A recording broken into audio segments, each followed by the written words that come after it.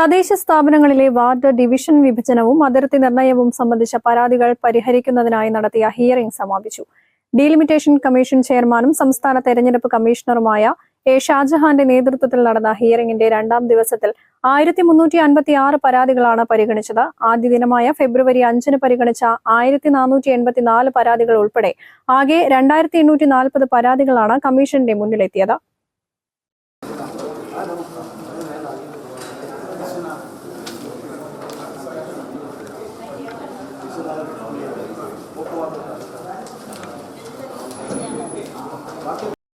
രാവിലെ 9 തുടങ്ങിയ ഹിയറിംഗ് വൈകിട്ട് 7 അവസാനിച്ചത്. മലപ്പുറം, താനൂർ, പെരിന്തൽമണ്ണ, തിരൂർ, തിരൂരങ്ങാടി, വേങ്ങര, വണ്ടൂർ ബ്ലോക്കുകൾക്ക് കീഴിലുള്ള ഗ്രാമപഞ്ചായത്തുകളിൽ നിന്നും മലപ്പുറം, താനൂർ, പെരിന്തൽമണ്ണ, തിരൂർ, തിരൂരങ്ങാടി, പരപ്പനങ്ങാടി നഗരസഭകളിലെയും പരാതികളാണ് പരിഗണിച്ചത്. ശേഷിക്കുന്ന തദ്ദേശ സ്ഥാപനങ്ങളിൽ നിന്നുള്ള പരാതികൾ ആദ്യ ദിവസം പരിഗണിച്ചിരുന്നു. ജില്ലാ collector V R. Vinod, assistant collector V M. Arya, delimitation commission secretary S. Josnamol, ADM. N M. Meharali, election deputy collector P M. Saneera, LSGD joint ഡയറക്ടറുടെ ചുമതല വഹിക്കുന്ന വി.കെ. മുരളി, ഡീലിമിറ്റേഷൻ കമ്മീഷൻ ഉദ്യോഗസ്ഥർ, ജില്ലാ ഇലക്ഷൻ വിഭാഗം ഉദ്യോഗസ്ഥർ തുടങ്ങിയവർ പങ്കെടുത്തു.